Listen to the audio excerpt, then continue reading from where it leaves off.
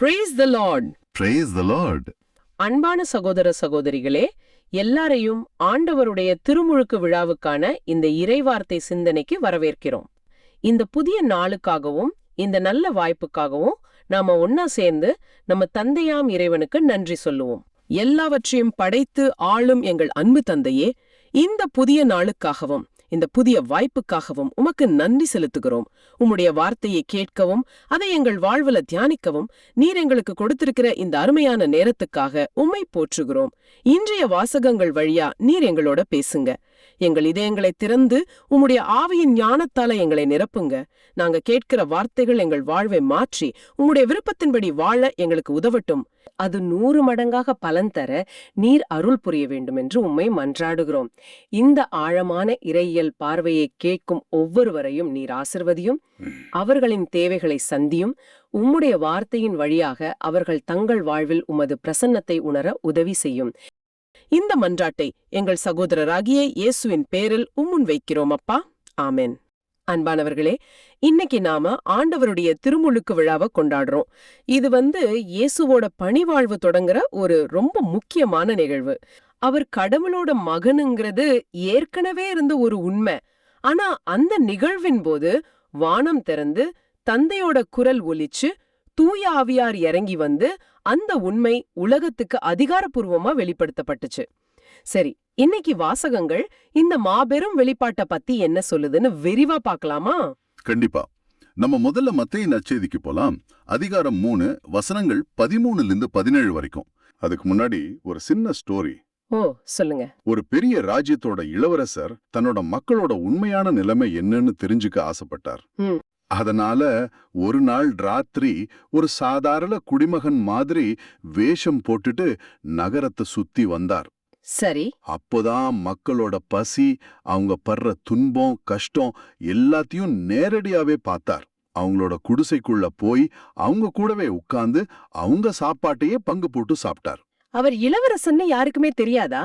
யாருக்குமே தெரியாது.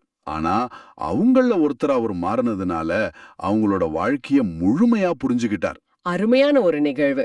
இந்த இளவரசனை போலத்தான் நம்ம ஆண்டவர் இயேசுவும் கடவுளாய் இருந்தும் நம்ம பாவங்களுக்காகவும் நம்மள மாதிரி வாழவும் மனிதனா பிறந்து இன்னைக்கு யோர்தான் ஆத்துல திருமுழுக்கு பெற வர்றாரு.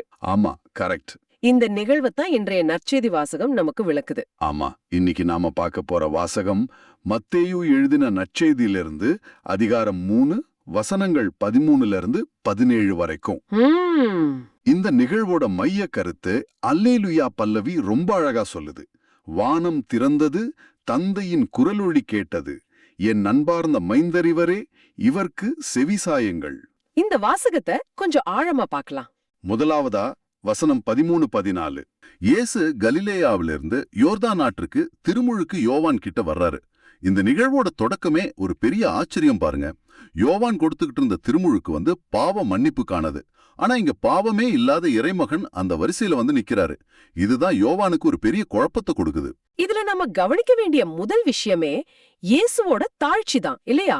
ஆமா, பாவமே இல்லாத அவர் பாவம் போக்குற திருமுழுக்கை பெற வர்றார். இத பார்த்ததும் யோவானோட ரியாக்ஷன் எப்படி இருந்துச்சு? அவருக்கு ஒரே அதிர்ச்சி. அவர் இயேசுவை பார்த்து, நான் தான் உங்ககிட்ட திருமுழுக்கு பெற வேண்டியவன், நீங்களா என்கிட்ட வரீங்க அப்படின்னு சொல்லி தடுக்க பாக்குறார். இதுல இருந்து இயேசு யாருன்னு யோவானுக்கு நல்லா தெரிஞ்சிருக்குன்னு புரியுது. நிச்சயமா அவர் யாருன்னு அவருக்கு தெளிவா தெரிஞ்சிருந்தது. அப்ப இயேசு என்ன பதில் சொன்னார்? அதுதான் இந்த நிகழ்வோட ரொம்ப முக்கியமான பகுதி. இயேசுவோட பதில் வசனம் 15 வருது. இப்பொழுது விட்டுவிடும், கடவுளுக்கு ஏற்புடையவை அனைத்தையும் நாம் நிறைவேற்றுவதுதான் முறை அப்படின்னு சொல்றார். இதுக்கு என்ன அர்த்தம்? அவர் பாவத்துக்காக திருமுழுக்கு பெறலையா? இல்ல, அவர் பாவத்துக்காக திருமுழுக்கு பெறல. மாறா 3 முக்கியமான காரணங்களுக்காக இதை செய்யறார். 1, தந்தையோட திருவுளத்தை நிறைவேற்றணும். சரி. 2வது, நம்ம மனித இயல்போட தன்னை முழுமையா இணைச்சுக்கிறதுக்காக. ஓகே, அந்த இளவரசன் மாதிரி. ஆமா, அதே மாதிரி. 3வது, திருமுழுக்கு வழியா தண்ணீரையே புனிதப்படுத்துறதுக்காக. இது அவரோட பணிவாழ்வோட தொடக்கத்துக்கான ஒரு அடையாளம். அருமையான விளக்கம். அதுக்கப்புறம் தான் அந்த அற்புதம் நடக்குது. ஆமா, இயேசு திருமுழுக்கு வாங்கி தண்ணீர்ல இருந்து வெளியே வந்தோடனே நடக்கிற நிகழ்வு. அது ரொம்ப அற்புதமானது. வசனம் 16 17. ஆமா, உடனே வானம் திறந்ததையும் கடவுளின் ஆவி புறா இறங்குவது போல தம்மீது வருவதையும் அவர் கண்டார். இது மூவரு கடவுளோட ஒரு மாபெரும் வெளிப்பாடு. மிகச்சரியா சொன்னீங்க. இது ஒரு ட்ரினிட்டி ரெவலேஷன். இத தியோபனின்னு சொல்லுவோம். கடவுளோட நேரடி வெளிப்பாடு.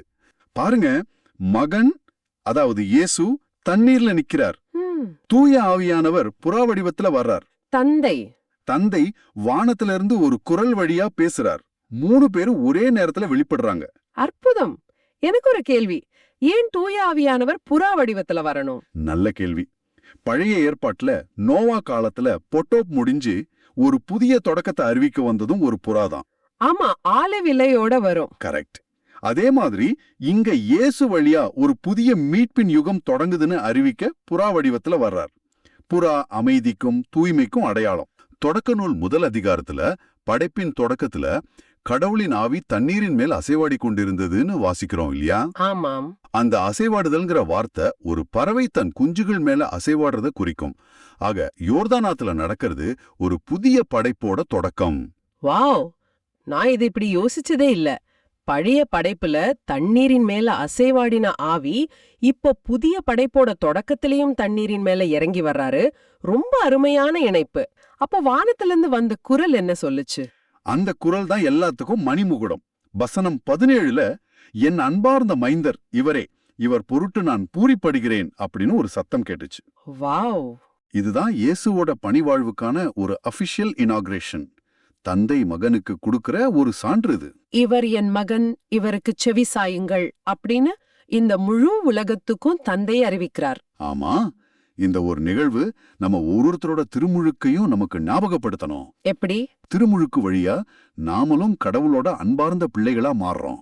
ஆமா, சரிதான். நம்ம மேலையும் தந்தையாகிய கடவுள் பூரிப்படைகிறார். அப்போ நமக்கான சிந்தனை இதுதான். இயேசுவோட திருமுழுக்கு அவரோட பணிவாழ்வோட தொடக்கம். ஆமா, நம்மளோட திருமுழுக்கு நம்ம கிறிஸ்தவ வாழ்வோட தொடக்கம். கரெக்ட். அந்த என் அன்பார்ந்த மகன், என் அன்பார்ந்த மகள் அப்படிங்கிற அழைப்ப நாம உணர்ந்து வாழ்றோமா? இதுதான் நாம நம்மளையே கேட்டுக்க வேண்டிய கேள்வி. நிச்சயமா. இயேசுவுக்கு செவி சாய்த்து அவரோட வழியில நடக்க நாம அழைக்கப்படுறோம்ன்றத இந்த வாசகம் நமக்கு திரும்ப திரும்ப நினைவுபடுத்துது. சரி, இந்த நிகழ்வு ஒரு புதிய படைப்போட தொடக்கம்னா இதுக்கான திட்டம் முன்னாடியே இருந்திருக்கணும் இல்லையா? மிகச்சரியா சொன்னீங்க. இதுதான் நம்மள அடுத்த வாசகத்துக்கு, அதாவது இறைவாக்கினர் எசாயா புத்தகத்துக்கு அழைச்சிட்டு போகுது. ஆமா, அதிகாரம் 42. ஆமா, அந்த வாசகம் யோர்தான் நிகழ்வுக்கான ஒரு தீர்க்க தரிசன வரைபடம் மாதிரியே இருக்கு. பல நூற்றாண்டுகளுக்கு முன்னாடியே எசாயா எழுதுறாரு. முதல் வசனத்திலேயே ஆண்டவர் சொல்றார், இதோ என் ஊழியர், அவருக்கு நான் ஆதரவு அளிக்கிறேன், நான் தேர்ந்து கொண்டவர் அவர், அவரால் என் நெஞ்சம் பூரிப்படைகின்றது, அவருள் என் ஆவியை நான் பொழிந்துள்ளேன். இந்த வார்த்தைகளை கவனிங்க. ஆமா, இந்த வார்த்தைகள் கிட்டத்தட்ட மத்தேயு நற்செய்தியில வர்ற வார்த்தைகள் மாதிரியே இருக்கு. யோர்தான்ல தந்தை சொல்றாரு, என் அன்பார்ந்த மைந்தர் இவரே, இவர் பொருட்டு நான் பூரிப்படுகிறேன். எசாயாவுல அவரால் என் நெஞ்சம் பூரிப்படுகின்றதுன்னு வாசிக்கிறோம். இது தற்செயலா இருக்கவே முடியாது. நிச்சயமா முடியாது. இதுதான் இறைவாக்கோட நிறைவேற்றும். என்ன ஒரு வலிமையான அறிமுகம். ஆமா, இதுல யாரோ 3வது ஆள் சொல்லல. ஆமா, தந்தையாகிய கடவுளே நேரடியா சொல்றார். கரெக்ட். இதுல ஒவ்வொரு வார்த்தையும் ரொம்ப முக்கியம். ஊழியர், தேர்ந்து கொண்டவர், இதெல்லாம் யாரோ கொடுத்த பட்டம் இல்ல. இறைவனே நேரடியா தேர்ந்தெடுத்து அவருக்கு நான் ஆதரவளிக்கிறேன்னு ஒரு உறுதியும் கொடுக்கிறார். அந்த ஆதரவு எப்படிப்பட்டதுன்னு சொல்றார். ஆமா, அவருள் என் ஆவியை நான் பொழிந்துள்ளேன் அப்படின்னு சொல்றார். அதாவது தன் சொந்த சக்தியால, தன் சொந்த ஆவியால் அவரை நிரப்புறார். ஆண்டவரோட நெஞ்சமே பூரிப்படையுதுன்னா அந்த ஊழியரோட முக்கியத்துவத்தை நம்ம புரிஞ்சுக்கலாம். நிச்சயமா இது ஆண்டவராகிய இயேசுவைத்தான் குறிக்குது. சந்தேகமே இல்ல. வரப்போற மெசியாவாகிய நம்ம ஆண்டவர் இயேசுவை தான் இது குறிக்குது. சரி, ஆனா இங்க இன்னும் ஒரு ஆழமான செய்தி இருக்கு. எசாயா குறிப்பிட்ட இந்த ஊழியர் ஒரு போர் வீரரை போன்ற மெசியா இல்ல. அந்த காலகட்டத்துல மக்கள் ஒரு வலிமையான அரசியல் ரீதியான மெசியாவை எதிர்பார்த்துட்டு இருந்தாங்க. ஆனா எசாயா விவரிக்கிற ஊழியர் எப்படி இருக்காரு? அவர் கூக்குரலிட மாட்டார், தம் குரலை உயர்த்த மாட்டார், தம் குரலொலியை தெருவில் எழுப்ப மாட்டார். அது மட்டுமில்ல, 3வது வசனத்துல நெறிந்த நாணலை அவர் முறியார், மங்கி எரியும் திரியை அணையார்னோ இருக்கு. உலகத் தலைவர்கள்லாம் தங்க அதிகாரத்தை சத்தமா வெளிப்படுத்தும் போது இவர் ஏன் இவ்வளவு மென்மையா அமைதியா இருக்கார்? இதுதான் சொல்லப்போனா இந்த வாசகத்தோட மைய பகுதினே நான் நினைக்கிறேன். அந்த ஊழியரோட அணுகுமுறை எப்படிப்பட்டதுன்னு இது ரொம்ப அழகா விளக்குது. ஆமா, நெறிந்த நாணல், மங்கி எரியும் திரி, இது யார குறிக்குது? அது வேற யாரும் இல்ல, நம்மள மாதிரி பலரை தான் குறிக்குது. ஆமா, வாழ்க்கையில நொறுங்கி போனவங்கள. கரெக்ட். பிரச்சனைகளால, துன்பத்தால, பாவத்தால நொறுங்கி போன, நம்பிக்கை எழுந்து விளிம்பு நிலையில இருக்கிற மக்களை தான் குறிக்குது. பாருங்க, நெறிந்த நாணல்ங்கிறது ஏற்கனவே பலவீனமாகி உடையிற நிலையில இருக்கிற ஒரு செடி. மங்கி எரியும் திரியும் அப்படிதான் அணைஞ்சு போற நிலைமையில இருக்கும். ஆமா. பொதுவா உலகத்துல இப்படி பலவீனமா இருக்கிறவங்கள யாரும் கண்டுக்க மாட்டாங்க. அவங்கள மிதிச்சுட்டு போறதுதான் வழக்கம். ஆனா இந்த ஊழியர் அப்படி இல்ல. இல்ல. நிச்சயமா. இந்த ஊழியரோட நோக்கம் அவங்கள முழுசா உடைச்சு எறியறது இல்ல. அதுக்கு பதிலா அவங்கள பாதுகாத்து மறுபடியும் உயிர்ப்பிக்கிறது. யோசிச்சு பாருங்க, நெறிந்த நாணல முறிச்சு எறியறது சுலபம். ஆனா அதை நிமிர்த்தி வைக்கிறது தான் கஷ்டம். மங்கி எறிகிற திரிய ஊதி அணைக்கிறது சுலபம். ஆனா அதை தூண்டி விட்டு பிரகாசமா எரிய வைக்கிறது தான் கஷ்டம். இந்த ஊழியர் அந்த கடினமான வேலையை செய்ய வர்றார்.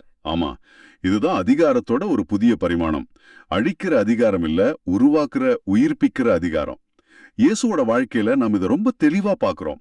அவர் பாவிகளையும் நோயாளிகளையும் தேடி போனார். ஒதுக்கப்பட்டவங்கள தேடி போய் அரவணைச்சார். சரிதான். ஆனா அந்த மென்மை ஒரு பலவீனம் இல்ல அப்படிங்கறத அடுத்த வசனம், அதாவது 4வது வசனம் தெளிவா சொல்லுது. ஆமா. உலகில் நீதியை நிலைநாட்டும் வரை அவர் சோர்வடையார், மனம் தளரமாட்டார். மென்மையும் விடாமுயற்சியும் ஒன்னா சேர்ந்திருக்கிறத இங்க பாக்குறோம். இது ஒரு அற்புதமான முரண் மாதிரி தெரியுது. ரொம்ப சரியா சொன்னீங்க. அவரோட மென்மை கையாலாகத்தனம் கிடையாது. அது இரக்கத்தோட வெளிப்பாடு. ஆனா அவரோட நோக்கம் ரொம்ப உறுதியானது. என்ன நோக்கம் அது? சட்ட ரீதியான நீதி மட்டும் இல்ல. திருவிவிலியத்துல நீதி அப்படின்னு சொல்லும்போது அதை இறைவனோடும் சக மனிதர்களோடும் உள்ள உறவை சரி செய்யறது குறிக்குது.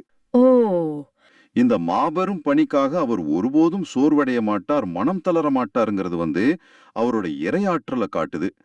மனித பலத்தால சாதிக்க முடியாத ஒன்ன அவர் இறைபலத்தால சாதிப்பார். அதே 4வது வசனத்தோட இறுதியில பாருங்க, அவர்தம் நன்னெறிக்காக தீவு நாட்டினர் காத்திருப்பர் அப்படின்னு இருக்கு.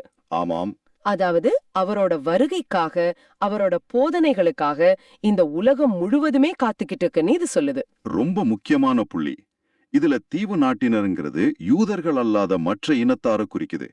இத வச்சு பார்க்கும்போது அவரோட பணி ஒரு குறிப்பிட்ட இனத்துக்கோ நாட்டுக்கோ மட்டும் இல்ல, அது உலகளாவியது. ஆமா, அது உலகளாவியதுங்கிறத இறைவாக்கினர் எசாயா இங்கே முன்னறிவிக்கிறார். இறுதியா 6வது 7வது வசனங்கள்ல ஆண்டவரே அந்த ஊழியரோட பணிய இன்னும் தெளிவா வரையறுக்கிறார். ஆமா. ஆண்டவராகிய நான் நீதியை நிலைநாட்டுமாறு உம்மை அழைத்தேன், உம் கையை பற்றி பிடித்து உம்மை காத்தேன்.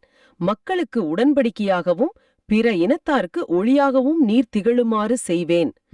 பார்வை இழந்தோரின் கண்களை திறக்கவும், கைதிகளின் தலைகளை அகற்றவும், இருளில் இருப்போரை சிறை நின்று மீட்கவும் உம்மை அழைத்தேன். இது ஒரு பெரிய பணித்திட்டம் மாதிரி இருக்கு. ஆமா, இதுல 2 ஆழமான கருத்துக்கள் இருக்கு. ஒன்னு, மக்களுக்கு உடன்படிக்கையாக உம்மை ஏற்படுத்துவேன்னு சொல்றார். பழைய ஏற்பாட்டுல கடவுள் மக்களோட உடன்படிக்கை செஞ்சதுண்டு. ஆனா இங்க அந்த ஊழியரே இறைவனுக்கும் மனிதனுக்கும் நடுல ஒரு புதிய உயிருள்ள உறவு பாலமா உடன்படிக்கையா இருக்கார். அவர் வழியாதான் நம்ம இறைவனோட திரும்பவும் இணைய முடியும். சரி, 2வது கருத்து? பிற இனத்தாருக்கு ஒளி. ஆமா, மறுபடியும் அவரோட மீட்பு ஒரு குறிப்பிட்ட மக்களுக்கு மட்டும் இல்ல, உலக மக்கள் எல்லாருக்கும் உரியதுங்கிறத இது உறுதிப்படுத்துது. இருட்டுல வாழ்ற எல்லாருக்கும் அவர் ஒளியா வர்றார். ஆமா. அதை தொடர்ந்து வர்ற செயல்கள் அந்த ஒளியோட தன்மையை விளக்குது. பார்வையற்ற கண்களை திறப்பது, சிறையில் இருப்போரை விடுவிப்பது, இதெல்லாம் வெறும் உடல் ரீதியான விடுதலை மட்டும் இல்ல, அது ஆன்மீக விடுதலையையும் குறிக்குது. நிச்சயமா. இது ஆன்மீக அடிமைத்தனத்திலிருந்தும், அறியாமைங்கிற இருட்டுல இருந்தும், பாவங்கிற சிறையிலிருந்தும் அவர் நம்மளை விடுவிப்பாருங்கிறத குறிக்குது. இயேசு தன்னோட பணிவாழ்வுல செஞ்சதும் இதுதான். உண்மைதான். அவர் உடல் ரீதியா பார்வை இல்லாதவங்களுக்கு பார்வை கொடுத்தார். அதே நேரத்துல ஆன்மீக பார்வையை இழந்தவங்களுக்கு உண்மையை காணற கண்களையும் கொடுத்தார். கரெக்ட். இந்த வாசகங்கள் விவரிக்கிற ஊழியர் இயேசுதான் நமக்கு நல்லா தெரியும். அவரோட திருமுழுக்கின் போது வானத்திலிருந்து வந்த குரல், என் அன்பார்ந்த மகன் இவரே, இவரால் நான் பூரிப்படைகிறேன்னு சொன்னது எசாயாவோட இந்த முதல் வசனத்தை நமக்கு ஞாபகப்படுத்துது. ஆமா, தந்தை மகனுக்கு சான்று பகிர்ந்த தருணம் அது. ஆமா.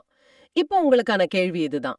இயேசுவோட இந்த ஊழியர் மனப்பான்மைய, இந்த மென்மையான ஆனா உறுதியான அணுகுமுறைய நம்ம வாழ்க்கையில நாம எப்படி வெளிப்படுத்தலாம்? ரொம்ப முக்கியமான கேள்வி. குறிப்பா நம்மள சுத்தி இருக்கிற நெறிந்த நாணல்களை பத்தி நாம யோசிக்கணும்.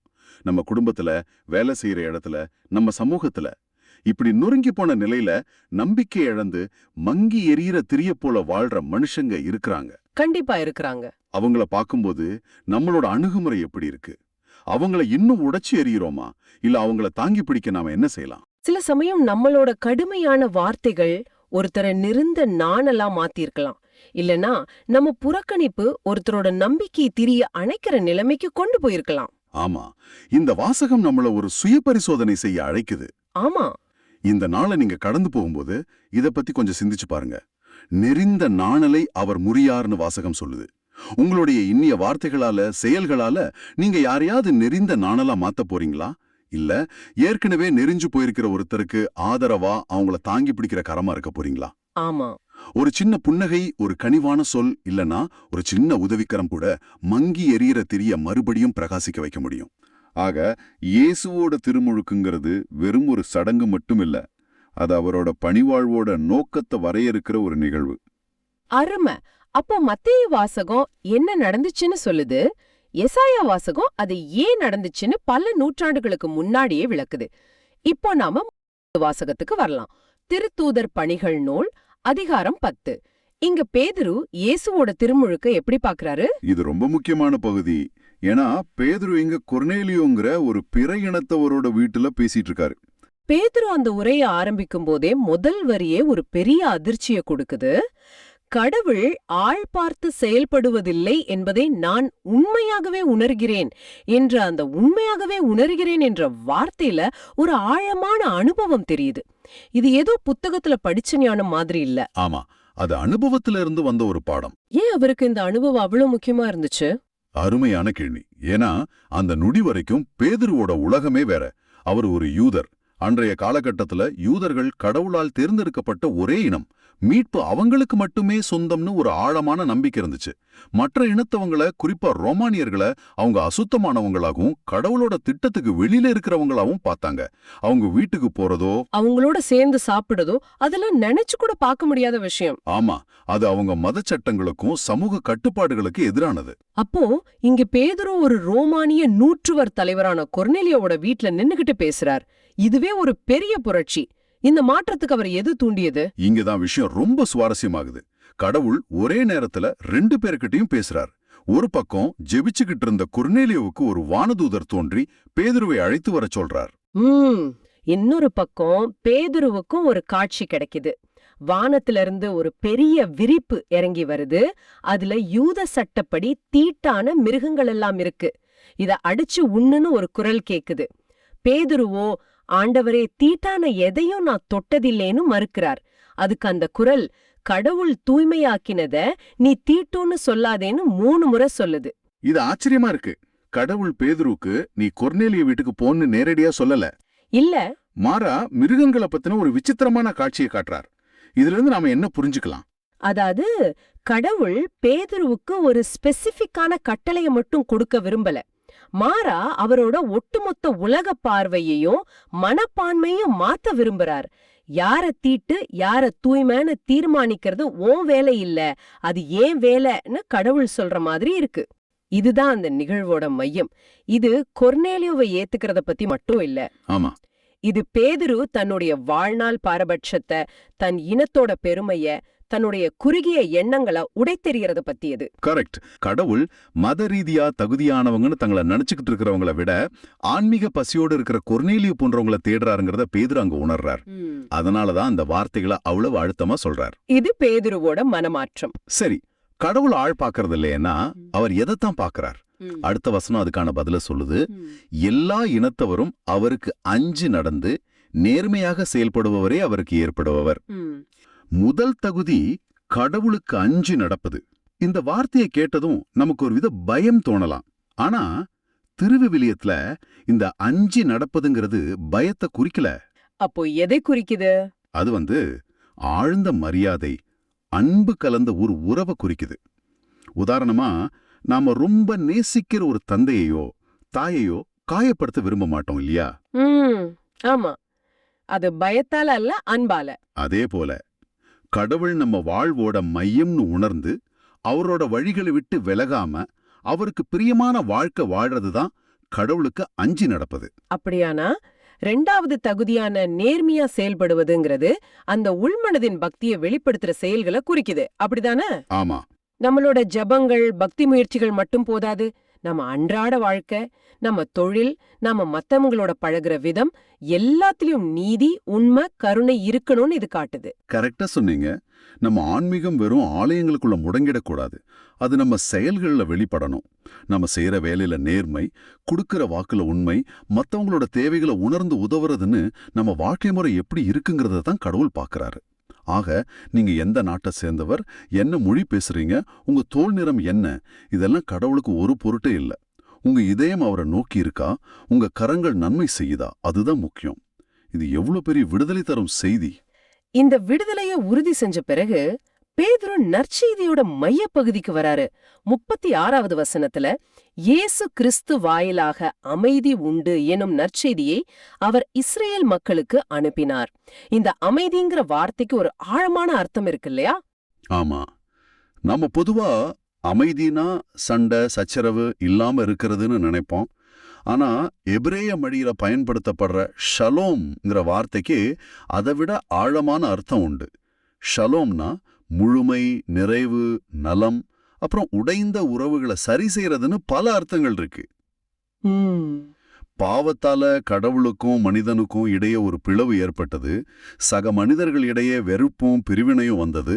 நமக்குள்ளேயே குற்ற உணர்வும் குழப்பமும் ஏற்பட்டது. இந்த எல்லா விதமான உடைந்த நிலைகளையும் சரி செஞ்சு ஒரு முழுமையான நல்லுறவை மீண்டும் ஏற்படுத்துறது தான் ஷலோம். அப்படியானா இயேசு கொண்டு வர அமைதிங்கிறது ஒரு அரசியல் அமைதியோ இல்ல சமூக அமைதியோ மட்டும் இல்ல. அது ஒரு ஆழமான ஆன்மீக நல்லிணக்கம், கடவுளோட நம்மள மீண்டும் இணைக்கிறது. ஆமா. அந்த வசனத்தோட அடுத்த பகுதி இன்னும் சக்தி வாய்ந்தது. அவரே அனைவருக்கும் ஆண்டவர். இது அந்த அறையில இருந்த யூதரல்லாத மக்களுக்கு எவ்வளவு பெரிய செய்தியா இருந்திருக்கும். கற்பனை செஞ்சு பாருங்க. அதுவரைக்கும் கடவுள் யூதர்களுக்கு மட்டும் உரியவர், மீட்பு எங்களுக்கானது இல்லைன்னு நினைச்சு வாழ்ந்த ஒரு கூட்டத்துக்கு முன்னால இயேசுவோட தலைமைச் சீடரே எழுந்து நின்னு, இல்ல, இயேசு உங்களுக்கும் ஆண்டவர் தான், இந்த அமைதி உங்களுக்கும் சொந்தமானதுன்னு பிரகடனம் செய்றார். ஆமா, இது எல்லா மத, இன, சமூக சுவர்களையும் உடைத்தெறிகிற ஒரு வார்த்தை. நிச்சயமா. இயேசு ஒரு குறிப்பிட்ட குழுவோட சொத்து இல்ல, அவர் ஒட்டுமொத்த மனிதகுலத்துக்கும் சொந்தமானவருங்கிற உலகளாவிய சத்தியத்தை பேதுரு அங்க பிரகடனப்படுத்துறார். அந்த சத்தியத்தை நிலைநாட்டின பிறகு பேதுரு அவங்க அறிந்த ஒரு நிகழ்வை நினைவூட்டுறார். 37வது மற்றும் 38வது வசனங்கள்ல இயேசுவோட வாழ்க்கை பணியை சுருக்கமா சொல்றார். திருமுழுக்கு யோவானுக்கு பிறகு இயேசு கலிலேயாவுல தொடங்கி யூதேயா முழுசும் செஞ்ச செயல்களை பத்தி பேசுறார். இது ஏன் முக்கியமானது? 38வது வசனத்துல அந்த மகத்தான பணிக்கு ஆற்றல் எங்கிருந்து வந்தது, அந்த பணியோட நோக்கம் என்னவா இருந்துச்சுங்கிறத விளக்குறார். ஆமா, அவர் கடவுள் நாசரேத்து இயேசுவின் மேல் தூய ஆவியாராலும் வல்லமையாலும் பொழிந்தருளினார்னு சொல்றாரு. இங்க பொழிந்தருளினாருங்கிற வார்த்தை ரொம்ப முக்கியம் இல்லையா? இது ஒரு அபிஷேகத்தை குறிக்குது. மிகச்சரி. பழைய ஏற்பாட்டு காலத்துல அரசர்கள், குருக்கள், இறைவாக்கினர்கள் எல்லாரும் ஒரு குறிப்பிட்ட பணிக்காக தைலம் பூசி அபிஷேகம் செய்யப்படுவாங்க. அதுபோல இயேசு இங்க தூய ஆவியாரால அபிஷேகம் செய்யப்படுறாரு. அந்த வல்லமையை பெற்றுக்கிட்டு அவர் என்ன செஞ்சார்? 2 அற்புதமான செயல்களை செஞ்சார். முதலாவது, நன்மை செய்து கொண்டே சென்றார்.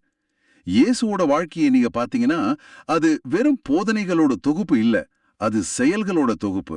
அவர் போன இடமெல்லாம் மக்களோட தேவைகளை சந்திச்சார். பசியா இருந்தவங்களுக்கு உணவளிச்சார், துக்கத்துல இருந்தவங்களுக்கு ஆறுதல் சொன்னார், சமூகத்தால ஒதுக்கப்பட்டவங்களை அரவணைச்சார். அவரோட ஒவ்வொரு அடியும் நன்மை செய்யறத நோக்கியே இருந்துச்சு. 2வது செயல், அழகையின் கொடுமைக்கு உட்பட்ட அனைவரையும் அவர் விடுவித்து குணமாக்கினார். ஆமா. இது வெறும் உடல் நோய்களை குணப்படுத்துறத பத்தி மட்டும் பேசலன்னு நினைக்கிறேன். பாவம், தீய சக்திகளோட பிடி, மனக்காயங்கள், குற்ற உணர்வுகள்னு மனுஷனை உள்ளுக்குள்ள அடிமைப்படுத்தி வச்சிருக்கிற எல்லா விதமான கொடுமைகள்ல இருந்தும் அவர் விடுதலை அளிச்சார். இது ஒரு முழுமையான விடுதலை. இதற்கெல்லாம் காரணம் என்ன?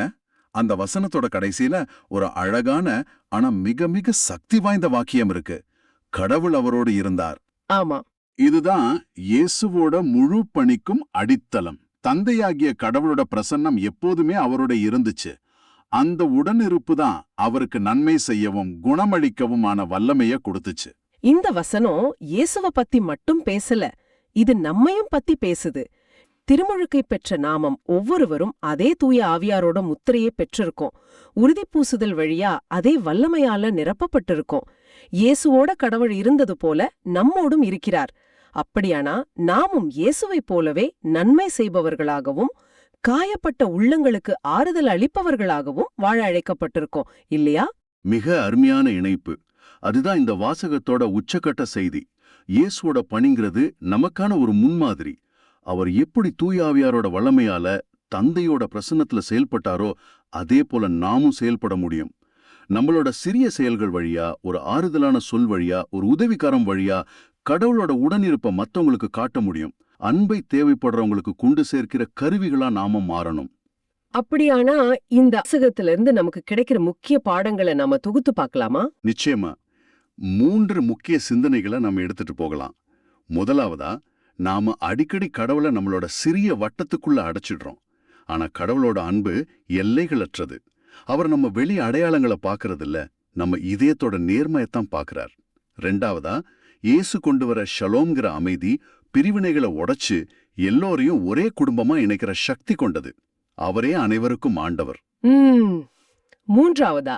3வதா, மிக முக்கியமா, பேதுரு கடவுளோட அழைப்பை ஏத்துக்கிட்டு தாம் வாழ்நாள் முழுசும் நம்பி வந்த ஒரு பாரபட்சத்தை உடைத்தெறிய அவர் காட்டின துணிச்சல் நமக்கு ஒரு பாடம்.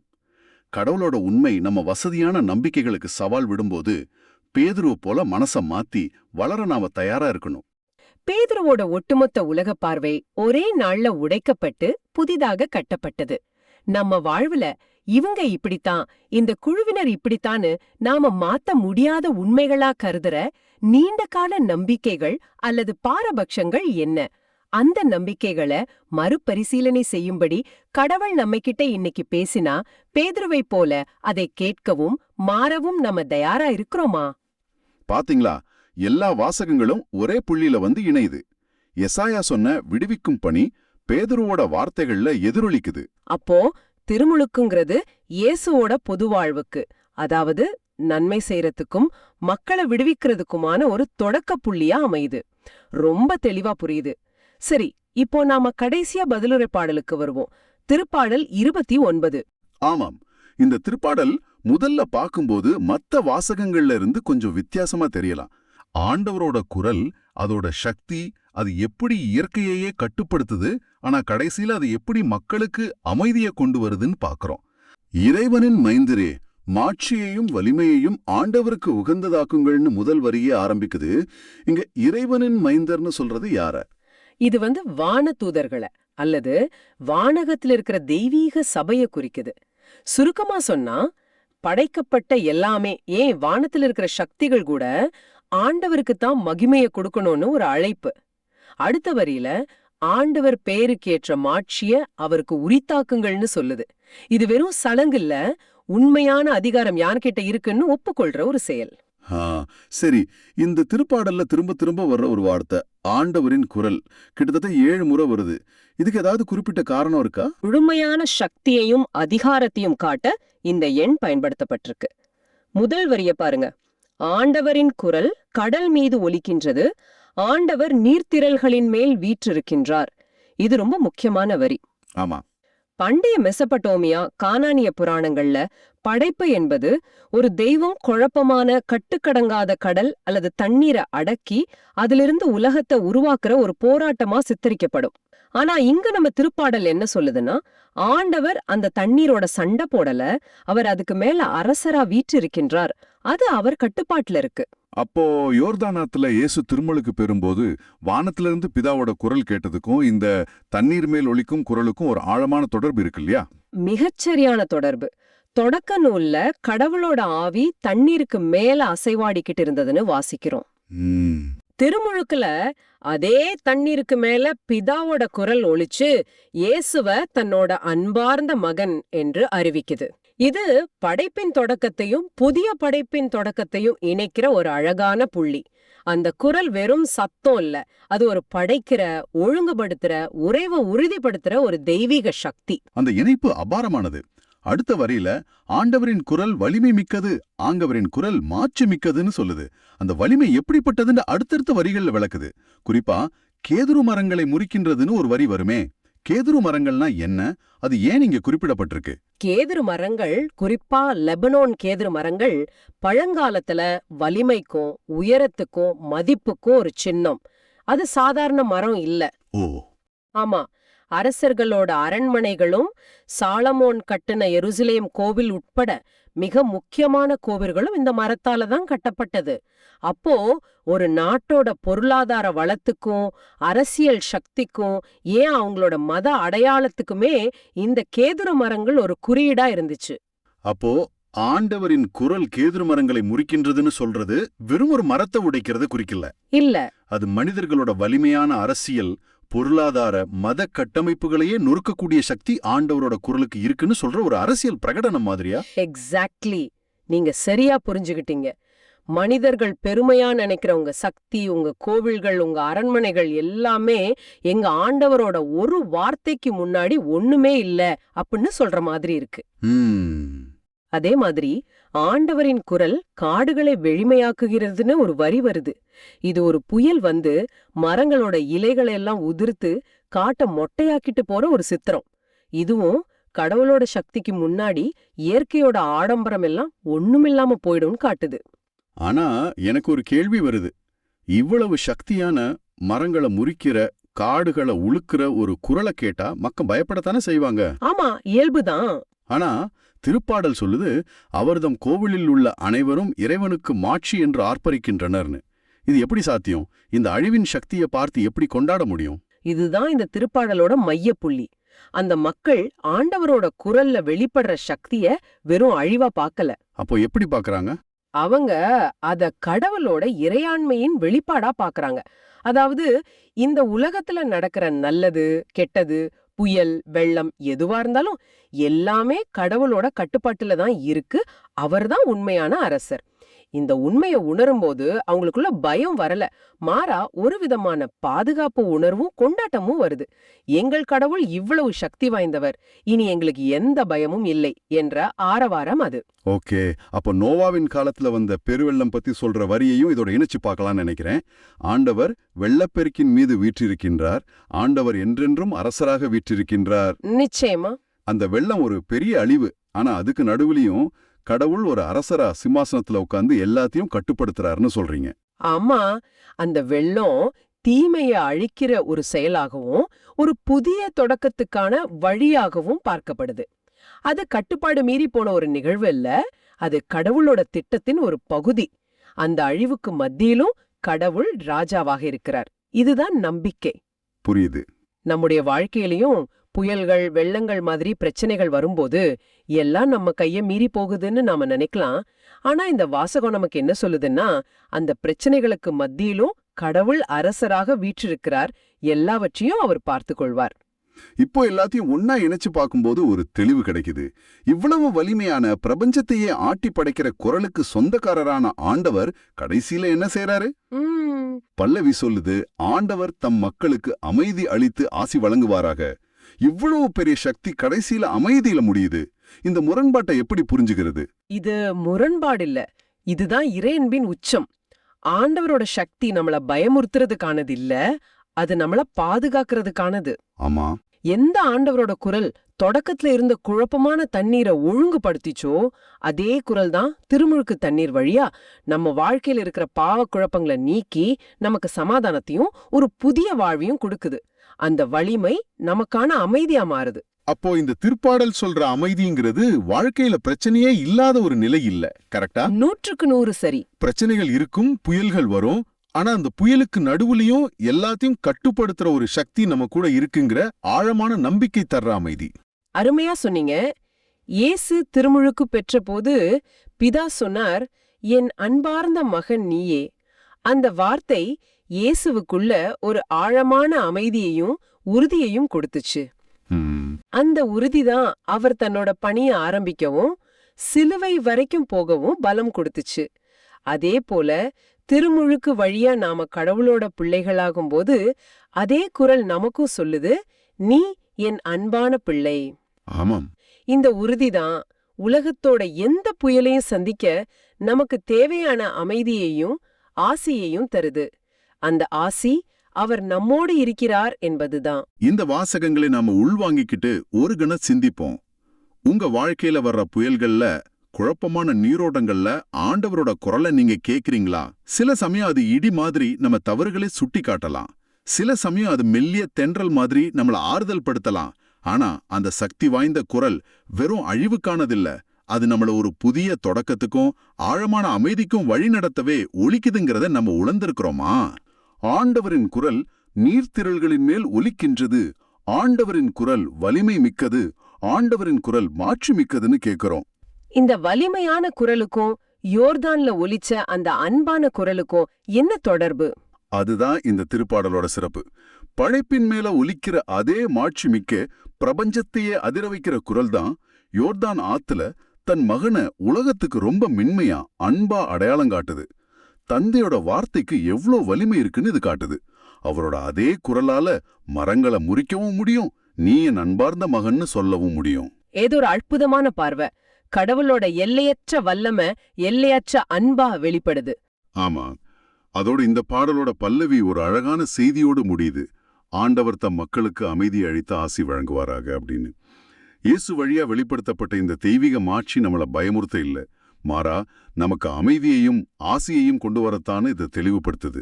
ஆக இந்த 4 வாசகங்களையும் ஒன்னா சேர்த்து பார்க்கும்போது இயேசுவோட திருமுழுக்கோட ஒரு முழுமையான சித்திரம் நமக்கு கிடைக்குது. அது வெறுமனே தண்ணீர்ல மூழ்கி எழுந்த ஒரு நிகழ்வு இல்ல.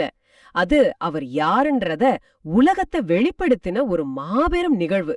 இறைவாக்குகள் நிறைவேறின தருணம். அவரோட பணிவாழ்வோட அதிகாரப்பூர்வமான தொடக்கம். மிக முக்கியமா இயேசுவோட திருமுழுக்கு உங்களுக்கும் எனக்கும் ஒரு செய்தியை தருது. நாம ஒவ்வொருவரும் திருமுழுக்கு பெற்றிருக்கிறோம். அந்த திருமுழுக்கின் வழியா நாமளும் கடவுளோட அன்பார்ந்த பிள்ளைகளா இருக்கிறோம். தந்தை இயேசுவை பார்த்து என் அன்பார்ந்த மைந்தர் இவரேன்னாரு. அதே மாதிரி நம்ம ஒவ்வொருவரோட திருமுழுக்கின் போதும் தந்தை நம்மையும் பார்த்து நீ என் அன்பார்ந்த மகன், நீ என் அன்பார்ந்த மகள்னு சொல்றாரு. இந்த உண்மையை நாம் அடிக்கடி மறந்துடுறோம். உண்மைதான், அந்த உரிமை நமக்கும் இருக்கு. ஆமா, நமக்கும் தூய ஆவியாரோட வல்லமை கொடுக்கப்பட்டிருக்கு.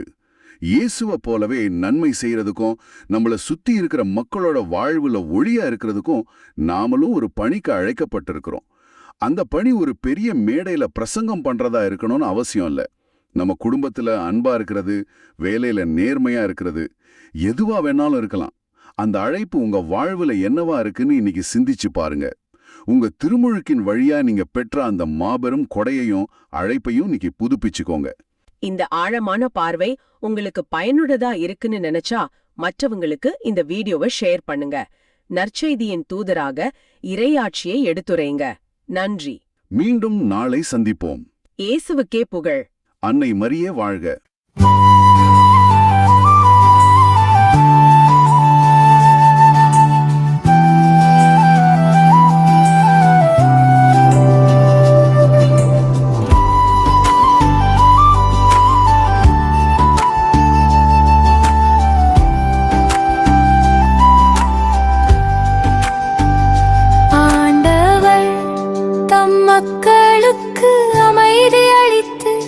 ஆசி வழங்குவாராக. ஆண்டவர் தம் மக்களுக்கு அமைதி அளித்து ஆசி வழங்குவாராக. இறைவனின் மைந்தரே, மாட்சியையும் வலிமையையும் ஆண்டவருக்கு உரித்தாக்குங்கள். ஆண்டவரின் பேருக்கேற்ற மாட்சியை அவருக்கு உரித்தாக்குங்கள். தூய மாட்சியிலங்கும் ஆண்டவரை வழிபடுங்கள். ஆண்டவர் தம் மக்களுக்கு அமைதி அளித்து ஆசி வழங்குவாராக.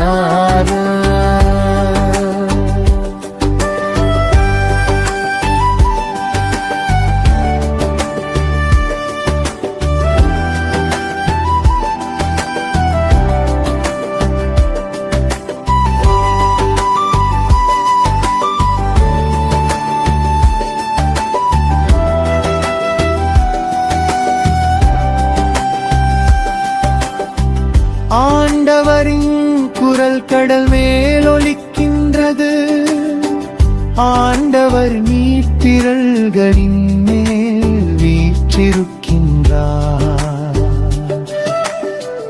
ஆண்டவரின் குரல் வலிமை மிக்கது, ஆண்டவரின் குரல் மாட்சி மிக்கது. ஆண்டவர் தம் மக்களுக்கு அமைதி அளித்து ஆசி வழங்குவாராக.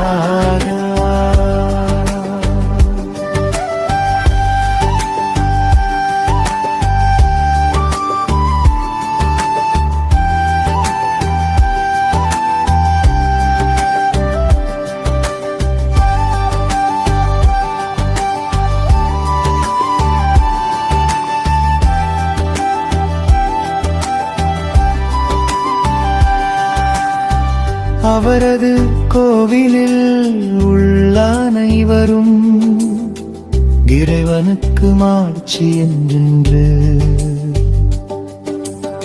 ஆர்ப்பரிக்கின்றனர். ஆண்டவர் வெள்ளப்பெருக்கின் மீது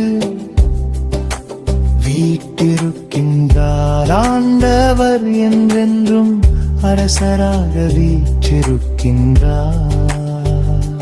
ஆண்டவர் தம் மக்களுக்கு அமைதி அளித்து ஆசி வழங்குவாராக. ஆண்டவர் தம் மக்களுக்கு அமைதி அளித்து ஆசி வழங்குவார்.